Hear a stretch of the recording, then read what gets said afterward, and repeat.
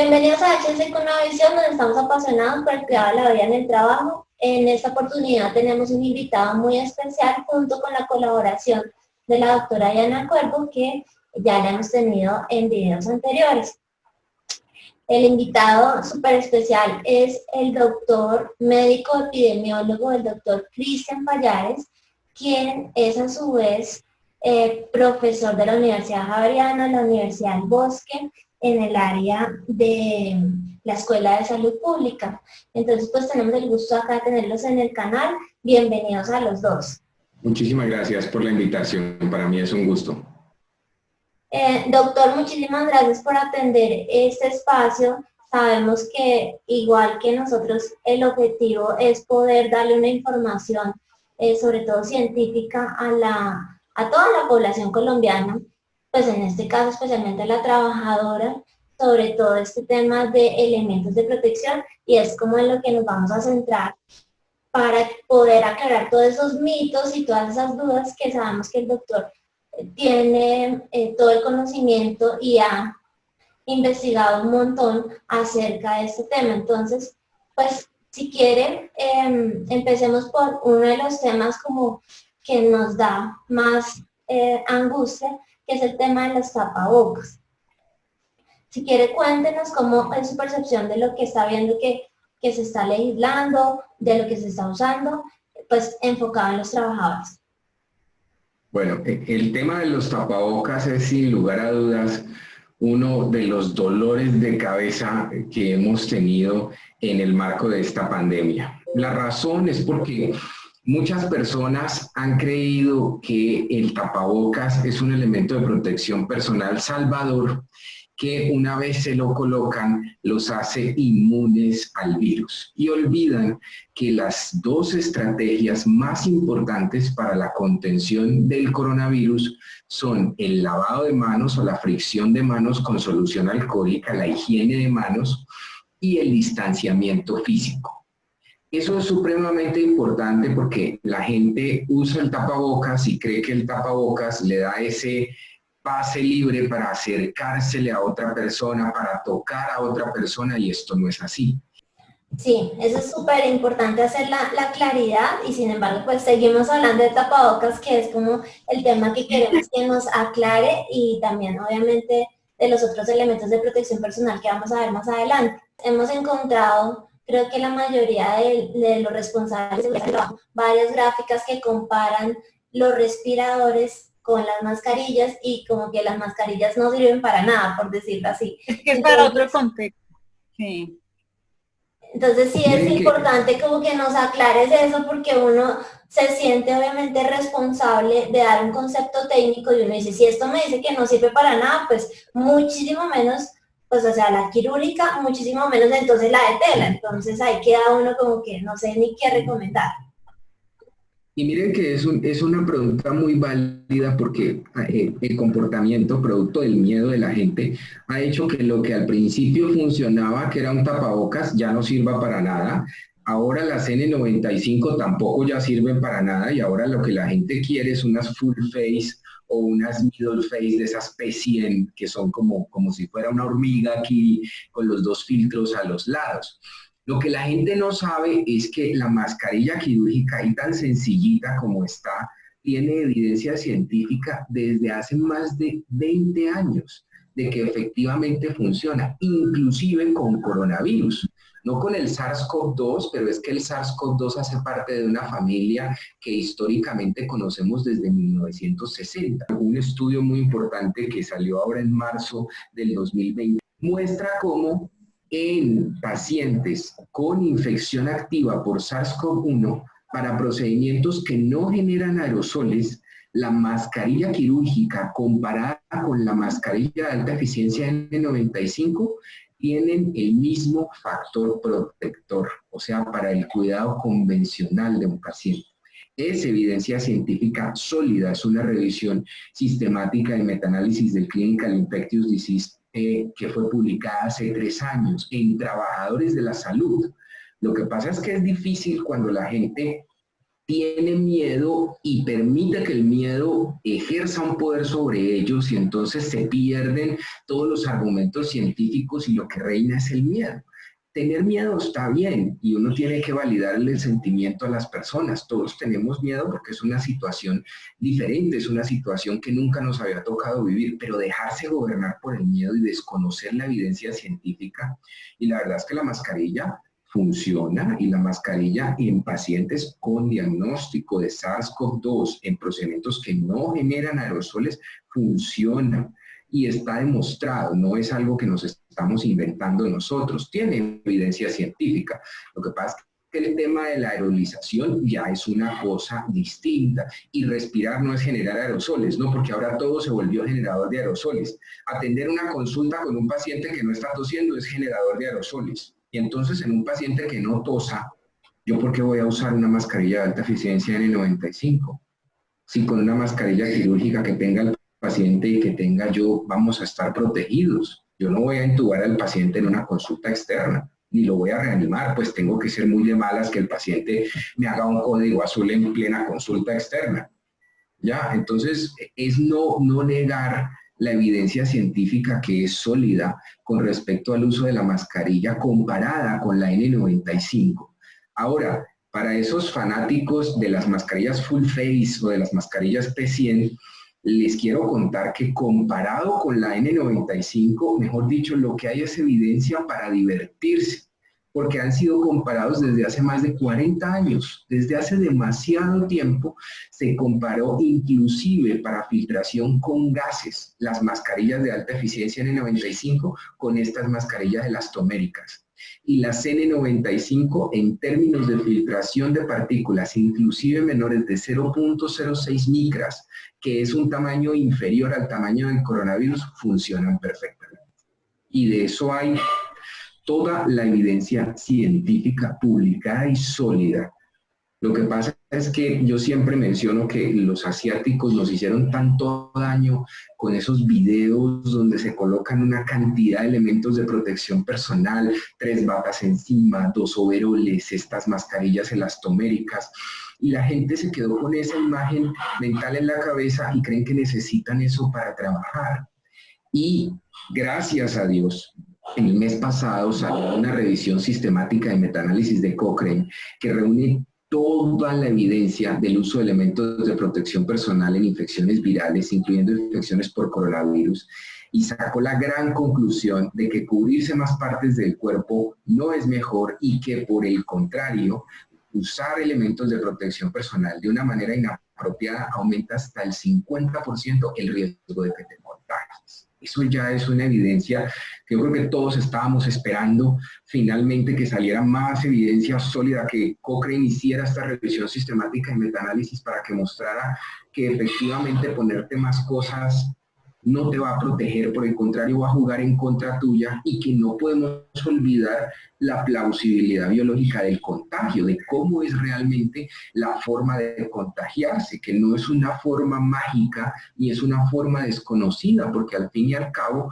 es un coronavirus que, aunque estamos entendiendo muchas cosas de la sintomatología de los pacientes y del tratamiento farmacológico, porque ese sí es un punto totalmente aparte, de transmisión, sabemos ya muchísimo más y sabemos mucho de transmisión de la familia también.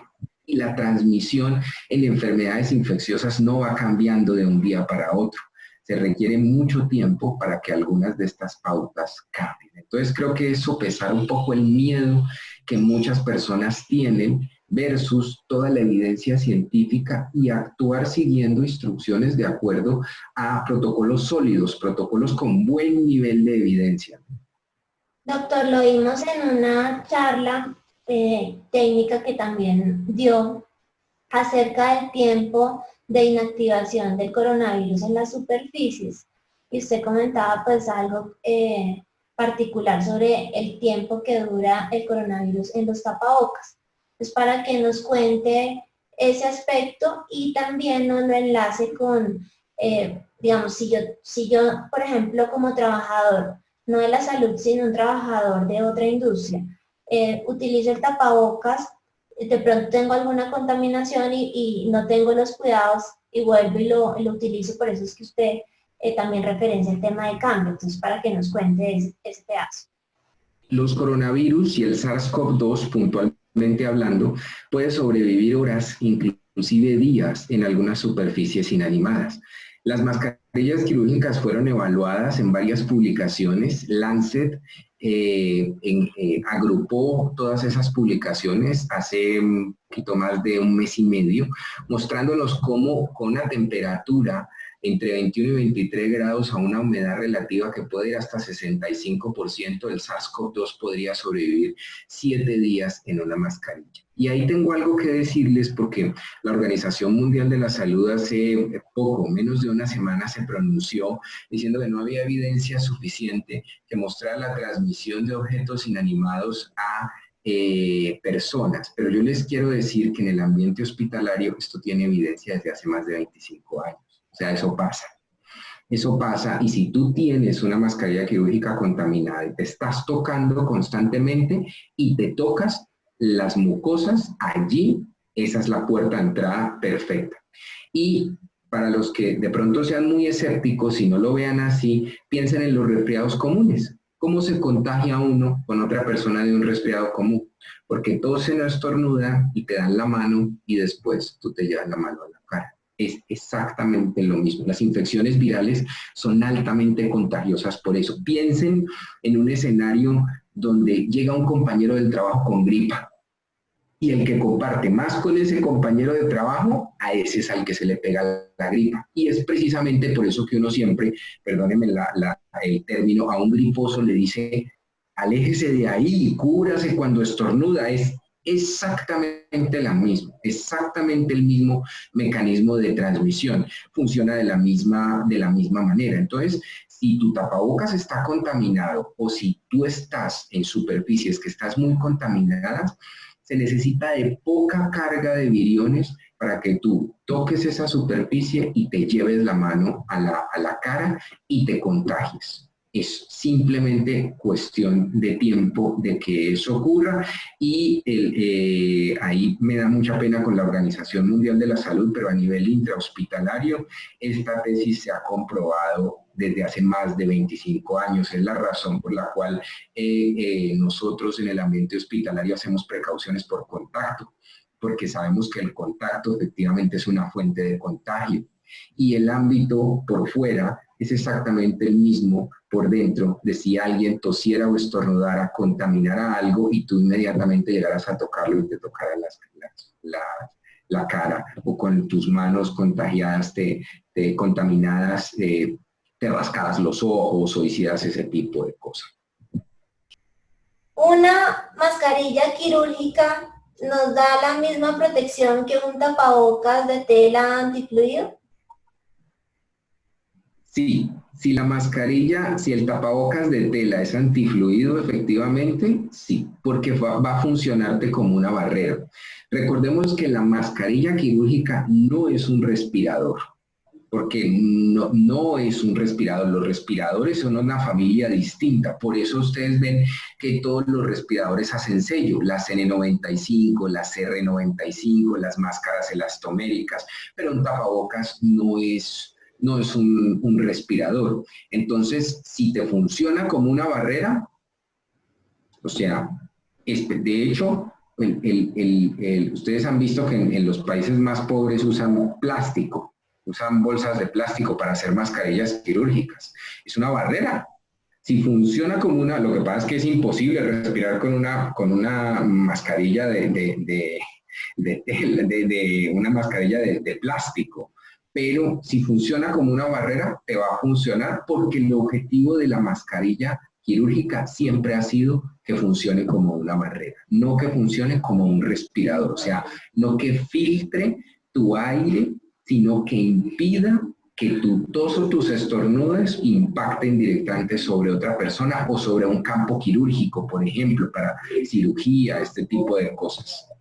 En ese sentido, acláranos a los que no somos de la salud, ¿qué es el término de aerosoles, que es cuando se utilizan los respiradores? Para que lo tengamos claro. Digamos que Cuando tú toses o estornudas, o para ciertos procedimientos como intubar a un paciente, hacer una fibrobroncoscopia, que es meterle un tubo a un paciente por la boca, todo lo que tenga que ver con vía aérea, odontología, por ejemplo, hacer uso de las fresas y todo este tipo de cosas, eso genera 3 tipos de partículas. Genera gotas, que son grandes gotas, estas gotas que caen inmediatamente en las superficies. Genera microgotas, estas microgotas es, digamos, como la saliva que a veces tú le puedes ver a otra persona cuando está hablando, esas gotas más chiquiticas, y genera aerosoles. Aerosoles son partículas más pequeñas que las microgotas que tienen una característica y es que pueden permanecer suspendidas en el aire porque son pequeñas.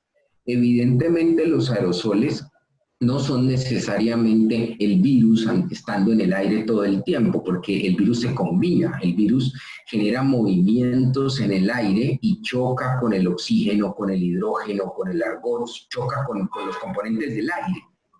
Pero esos aerosoles tienen la propiedad de que pueden permanecer un poco más de tiempo suspendidos en el aire. Existen procedimientos potencialmente generadores de aerosoles. Algunos procedimientos son potencialmente generadores de aerosoles. ¿Para qué sirven los respiradores? Porque como las partículas permanecen sostenidas en el aire, tú puedes inhalarlas. Entonces es ese momento donde tú necesitas un respirador que filtre ese aire. Tú estás muy cerca de un paciente, puedes respirar eso y filtras ese aire para que el aire que tú respires no sea un aire con contaminación a la dinámica. Pero sí se dan cuenta que son momentos de tiempo y no es generar aerosoles. O sea, tú no puedes generar aerosoles respirando, ¿ya? Que si y el paciente está respirando y no está tosiendo, pues no te va a contagiar simplemente por la respiración. Y si tiene una mascarilla que va a funcionar como una barrera. Entonces es en los aerosoles, que son los que quedan suspendidos en el aire, en esos que tú sí necesitas un respirador para que filtre esas partículas, porque una mascarilla quirúrgica no va a alcanzar a filtrar esas partículas de la mascarilla quirúrgica. También en algún modo protege, no tanto como una mascarilla de alta eficiencia N95, y es por esa situación que ante el riesgo uno prefiere utilizar una mascarilla de alta eficiencia para proteger mucho más al trabajador de la salud. Pero miren que son momentos puntuales. Si se dan cuenta que son momentos puntuales, no es todo el tiempo que se estén generando aerosoles. Yo bajo ese contexto y la gran conclusión que digo es que para el ámbito laboral que no sean trabajadores de la salud, uno no debería tener respiradores, y se ha popularizado que los empleadores quieran adquirir y por adquirir eso desabastezcan al sector salud, que es quien sí los necesita. Y pues quisiera pues que quedara como ese mensaje o esa conclusión que acabamos de llegar entre los tres. Porque se popularizó demasiado el uso de las mascarillas de alta eficiencia N95 y la gente desconoce algo que está con evidencia científica desde hace algún tiempo, y es que el uso continuo de una mascarilla de alta eficiencia N95 produce más cansancio laboral. Esto está demostrado desde los primeros brotes de SARS en el año 2003 en Canadá.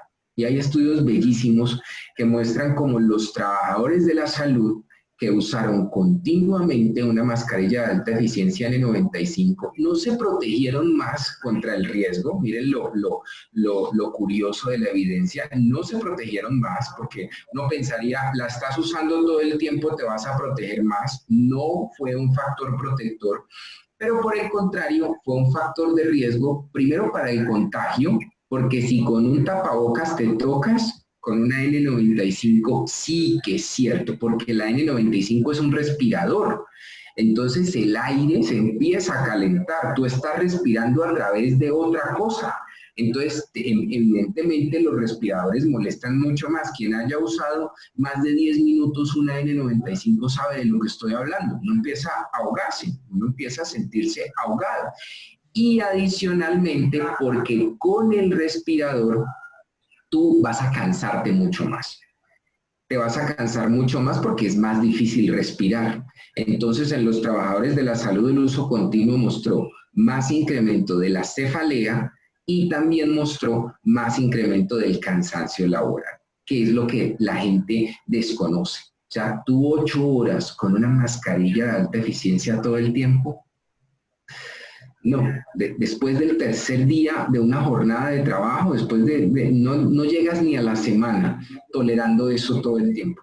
Es insoportable y genera más cansancio. Y aparte de todo, piensen en que en el ambiente extrahospitalario tendrías que tener a alguien que llegara y te tosiera en la cara directamente, pues sí, y complicado, no se justifica eso versus el tener un elemento de protección personal de estos que es supremamente incómodo y que adicionalmente no necesitas, pero que otras personas en los hospitales que sí hacen procedimientos que generen aerosoles los necesitan. Y ustedes saben que el desabastecimiento de elementos de protección personal y de mascarillas de alta eficiencia N95 es grande en el mundo en este momento. Bajo esa explicación tan clara, en todos los protocolos de bioseguridad que habla tapabocas, la conclusión sería, no tienen que ser respiradores, no tienen que ser N95, sino yo puedo utilizar las máscaras quirúrgicas, las máscaras de tela que nos acaba de decir. Pero ahí viene otra pregunta. Como la gente viene de la casa, viene en transporte público, los expertos en seguridad y salud en el trabajo, hemos hecho todo un debate, debe cambiarse cada cuánto, cómo, cuántos debería dar la empresa, tanto cuando llega de su casa a ingresar a trabajar, como cuando sale o cuando ingiere alimentos. Quisiéramos nos ayudes en ese tema. Bueno, ese es un tema muy contradictorio. Yo soy muy, digamos, muy riguroso en términos del uso de elementos de protección personal en aras de favorecer al trabajador. Y yo sí considero que los tapabocas se deben cambiar muy frecuentemente. ¿Por qué razón? Porque nos tocamos la cara hasta 500 veces al día. Entonces tú ni te has terminado de poner el tapabocas y ya te lo estás arreglando aquí y te estás tocando acá. O sea, ya de entrada, y mucha gente no tiene la costumbre de friccionarse las manos con la solución alcohólica antes de ponerse la mascarilla. Entonces, un lapso de tiempo de más o menos 3 horas para cambiarse una mascarilla quirúrgica a mí me parece un lapso adecuado. Pero aquí algunas instituciones hospitalarias, algunos servicios de consulta externa dan un tapabocas por turno, por ejemplo. A mí me parece exagerado porque yo sí creo que como la gente se toca tanto la cara y la cultura de la adherencia de higiene de manos, miren, ni siquiera en época de pandemia es del 100%. Uno dice, ¿qué más necesita la gente para creer en el alcohol glicerinado? Estamos viendo adherencias espectaculares, pero nunca una adherencia del 100%. Entonces yo sí creo que la frecuencia es importante. Y por ejemplo, en un turno que tú tengas de 8 horas, por lo menos vas a usar 2, 3 mascarillas quirúrgicas. Ahora, lo mismo para los pacientes que vengan. Si un paciente viene y tiene una mascarilla deteriorada, una mascarilla sucia, eso va a jugar en contra tuya porque él va a contaminar el ambiente donde tú estás trabajando.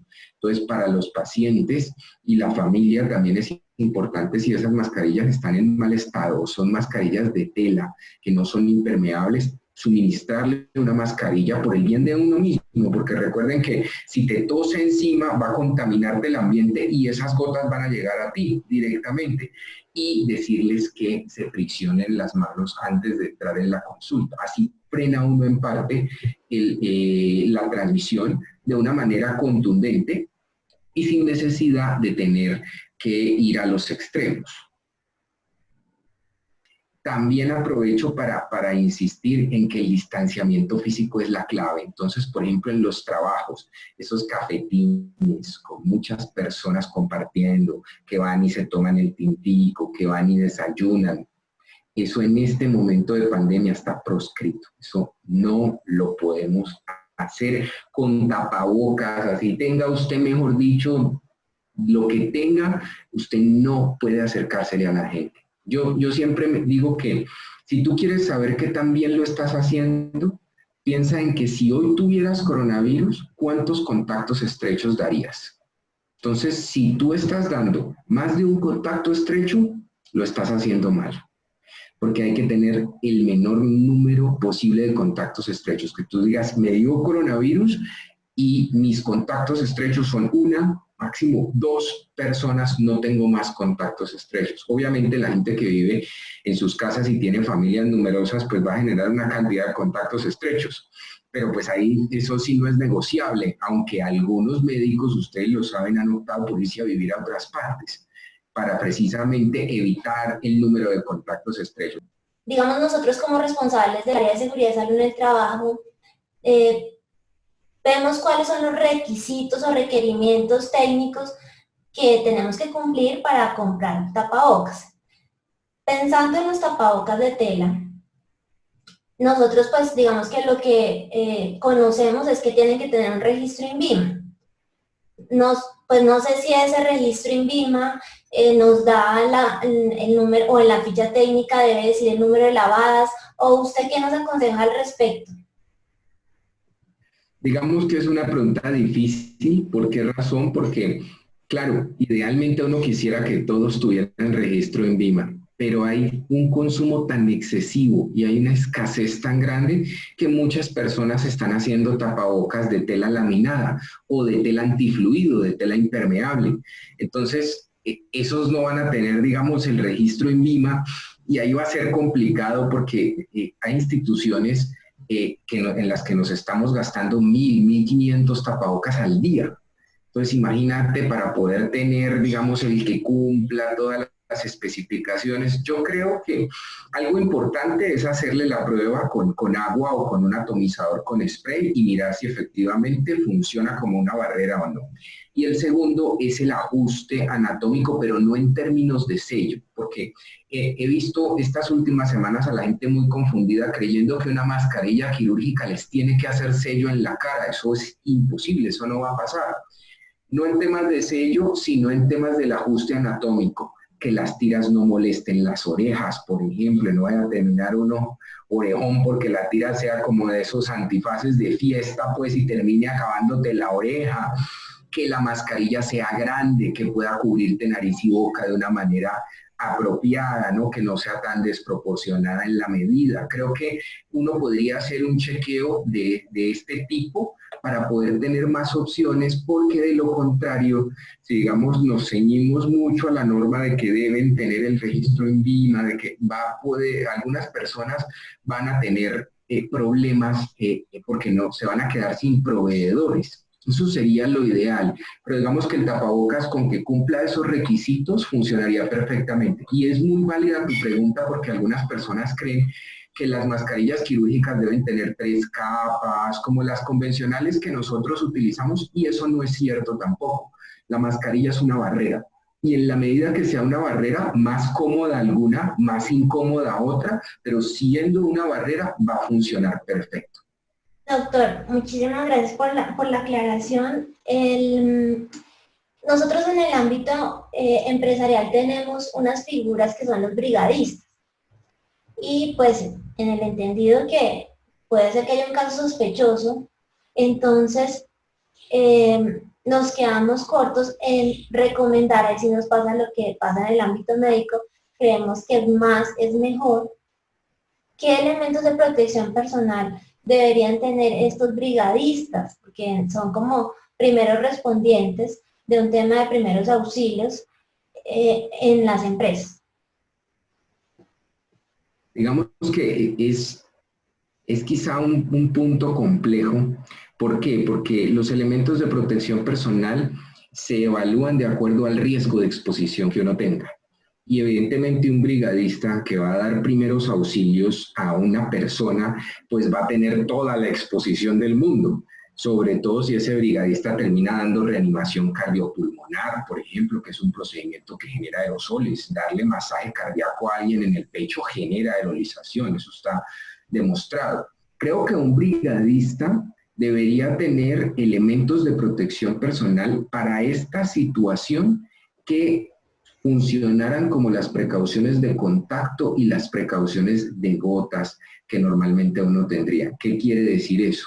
Que idealmente el brigadista, si no sabe frente a qué va a encontrarse, o sea, cuando es una situación de urgencia extrema, porque una ley primordial de la gente que trabaja en emergencias y desastres y los brigadistas es que usted asegura el área antes de metérsele a un paciente. O sea, si tú ves un paciente que cae al piso, está vomitando, está tosiendo y tú no tienes elementos de protección personal, tu seguridad está primero, no te le vas a entrar al paciente, porque de nada sirve que ya entrándote ya al paciente vayas a pedir una mascarilla de alta eficiencia, unos guantes y una bata para colocarte. Pues es hacer todo al revés. Lo que pasa es que el instinto natural de los seres humanos hace que la persona se lance sin asegurar el área, y es por eso que siempre en emergencias y desastres se ha insistido mucho en eso. Los expertos de emergencias y desastres, yo no lo soy, pero los expertos le enseñan muchísimo a uno eso, a decir, asegure primero el área antes de metérsele a un paciente. Yo tengo un gran profesor en emergencias y desastres, que es el doctor Laureano Quintero, y él siempre le enseña a uno ese tipo de cosas. Si el área no está asegurada, usted no le entra a un paciente de estos. Entonces, yo recomendaría que si los elementos de protección personal no están garantizados, tú no le entrarías a un paciente de estos. Y si tuvieras que entrarle, tendrías que ponerte una bata, tendrías que ponerte unos guantes, una mascarilla quirúrgica y una careta con visera. Si tú ves que el paciente cae al piso súbitamente y probablemente tengas que dar masaje cardíaco, tendrías que ponerte una mascarilla de alta eficiencia N95 para entrar en un paciente de estos. Pero si no tienes los elementos de protección personal, es una conducta de riesgo. No debería uno hacerlo porque es aumentar la exposición, y la seguridad de uno en una emergencia está por encima de la seguridad de la persona que está sufriendo en ese momento la emergencia, el problema. Perfecto, perfecto. Eso nos deja mucha claridad del tema. Los protocolos que han salido para la industria nos indican que debemos cambiar la ropa de los trabajadores. Esto en un contexto industrial, pues es lo normal que pasaba. Yo llegaba con mi ropa de calle, me ponía mi uniforme y una vez que estaba trabajando, ya a la salida volvía a mi ropa de calle y salía. El tema es, esto realmente pues en una parte administrativa es todo un tema. Incluso han propuesto trajes Tyvek o enterizos, porque eso es lo que estamos hablando nosotros, con tal de llegar a cumplir también la legislación. Entonces, ¿cómo es ese tema de...? Porque evidentemente si hay una contaminación en el transporte, entonces lo que uno piensa como salubrista es, bueno, al menos tenemos esa contaminación en el transporte, se cambian la ropa por otra ropa, no un uniforme, o incluso también hay unas teorías que pongas en el transporte el traje Tyvek, se quita el traje Tyvek cuando llegue para que quede con su ropa normal, y luego ya se hace el cambio, digamos, a la salida. ¿Tú cómo ves eso? Y eso es como decir que perder es ganar un poquito, ¿no? Que bueno, que menos contaminado, pero lo del monotraje, pues me parece desastroso, ¿no? Eso sí, eso para mí sería un desastre. ¿Por qué? Porque el monotraje es de los elementos de protección personal el que tiene más evidencia de contagio en los trabajadores de la salud cuando se lo quitan. En el último brote de ébola, hasta el 50% de los médicos se contagiaron quitándose el traje. O sea que, ahí sí mejor dicho que, y la gente no sabe manejar un monotraje. O sea, porque manejar un monotraje requiere de todo un entrenamiento. Los monotrajes o los overoles o esos Tyvek que tú mencionas se instauraron para riesgo químico en 1980. Entonces, las personas que manejan riesgo químico los usan, y de hecho el protocolo oficial es en riesgo químico. Para riesgo biológico, el único protocolo existente es en ébola, y la gente ha querido extrapolar esos protocolos a SARS, y eso no es posible. Primero, porque parte de la colocación del monotraje incluye que tú te coloques cinta adhesiva en los primeros guantes que utilizas. Si tú en SARS haces eso, quedas con los guantes todo el tiempo y no te vas a poder friccionar nunca las manos, es un error. Pero para riesgo químico uno sí debe hacer eso tanto en las polainas abajo como en los guantes acá arriba. Y se coloca uno, de hecho, un par de guantes iniciales de nitrilo o de látex y un segundo par de guantes de caucho, porque es que el protocolo en riesgo químico, cualquier sustancia, obviamente, que toque tu piel, pues sí va a hacerle daño a la piel. Entonces, yo creería que primero, bajo ninguna circunstancia, ponerse un Tyvek, un monotraje afuera, eso me parecería no solo innecesario, sino que generaría un riesgo de contaminación gigantesco en las mismas personas, o sea, una contaminación enorme.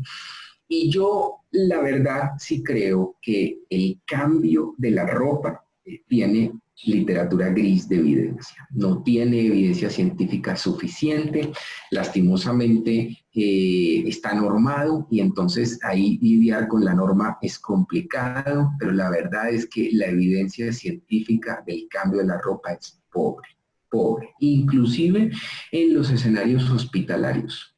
Tengo que decirlo lastimosamente, en los escenarios hospitalarios la evidencia es pobre. Lo que pasa es que da una falsa seguridad y muchas personas lo que están buscando en realidad es esa falsa seguridad.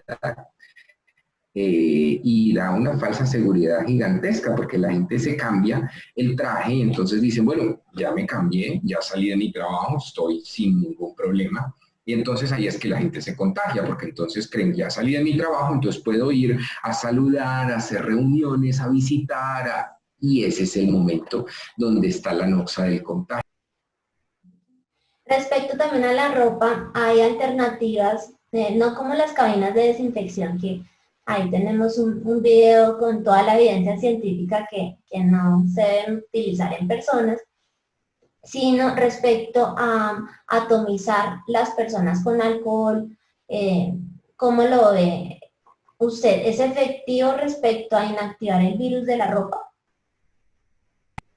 No, para nada, para nada.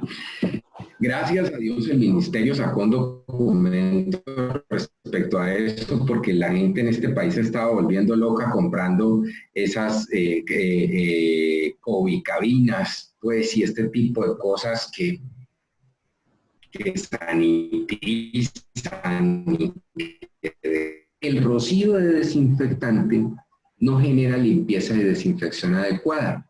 La razón de esto es que la limpieza y desinfección, tanto en el ambiente hospitalario como en general, por principio básico, requiere una acción de un detergente más un desinfectante y una acción mecánica de fricción. Y tú en un rocío no estás friccionando con nada. Entonces queda el detergente o el desinfectante encima tuyo, pero no está ese proceso de fricción para que genere la ozonización en las bacterias o los virus o lo que vayas a matar, que es un principio básico de la limpieza y desinfección.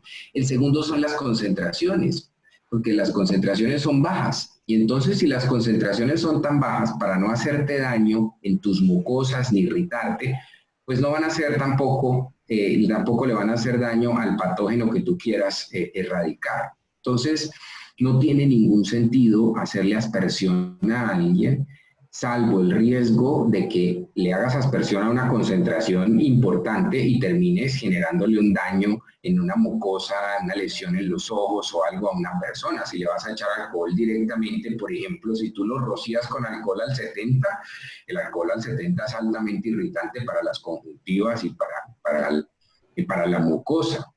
Entonces, la verdad es que el tema es la distancia física, la higiene de manos y no tocarte la cara. Esas son las cosas que realmente tienen una evidencia fundamental, crucial, para luchar en un ambiente extrahospitalario contra el virus. O sea, esas son las medidas más efectivas. Bueno, respecto, una pregunta que puede parecer muy boba, pero me la he hecho yo y me la han hecho.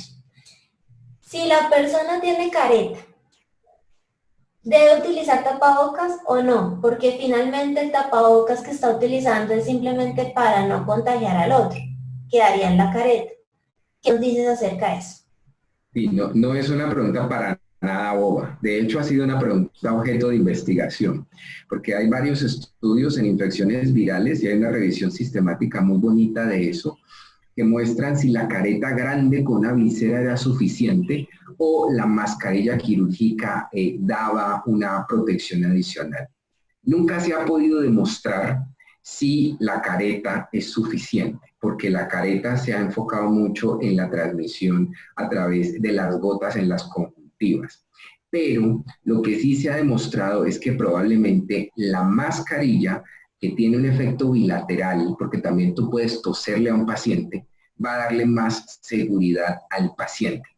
¿Ya? Esa es la razón por la cual yo no podría decirte una careta solamente bastaría, porque igual tú puedes toser y estornudar, o sea, también funciona del otro lado. Tú también podrías toser y estornudarle a un paciente y allí sí evidentemente las gotas van a salir, van a quedar impactadas la gran mayoría en tu careta, pero otras van a salir porque la careta obviamente no va a ser ningún sello, entonces podrían salir a impactar directamente a otro paciente. Entonces no creería que el uso de una sustituye el uso de la otra, no, tendrías para la atención de un paciente que ponerte la careta y una mascarilla. Claro, en el ámbito de la atención del paciente, ¿no? Porque yo, como se los mencionaba, creo que la careta, incursionar en meter la careta en el ámbito comunitario, es una situación donde no hay nada de evidencia a favor, pero sí se puede volver un problema. Sí puede ser un problema. Y sobre todo porque si la gente ya con tapabocas creen que se le pueden acercar a los demás, imagínense ahora con careta. Entonces no me imagino los selfies de las personas con careta y mascarilla posando así a menos de 50 centímetros de distancia de otra persona. Doctor, muy amable, muchísimas gracias por su tiempo. Seguramente esto aclara muchas dudas de los prevencionistas, de las personas que pues no tenemos una experiencia como ustedes a nivel médico del riesgo biológico y que por hacer más hacemos menos. Entonces, muchísimas gracias por aclararnos todas estas dudas. No, con el mayor de los gustos. Para mí es un gusto. Muchas gracias a ustedes por invitarme. Y yo quisiera cerrar dándole un mensaje tanto a los trabajadores de la salud como a las personas en la comunidad, y es que en este momento histórico lo que tenemos que cambiar es nuestra forma de relacionarnos. Y el distanciamiento físico es el pilar de todas las estrategias para disminuir el contagio, vacuna en los próximos 18 o 20 meses, y tener más elementos de protección personal cuando los usos no se requieren, lo que va a hacer es aumentar el riesgo de contagio entre nosotros. Si les gustó este video, los invitamos a que continúen viendo la segunda parte de este video tan interesante y puntual y práctico sobre los elementos de protección personal en el canal de la doctora Diana Cuervo. Acá van a encontrar el enlace. Continúen viéndolo. También les recomiendo ese canal porque en especial en esta época de COVID-19 abordan el tema desde un enfoque médico que también nos es súper útil en estos tiempos donde tenemos que asesorar técnicamente a las empresas en este riesgo biológico. Bueno, y quedamos aquí en HSEQ Nueva Visión, donde estamos apasionados por el cuidado de la vida en el trabajo. Les recomendamos suscribirse, les recomendamos compartir este video y darle me gusta. Bueno, que estén muy bien.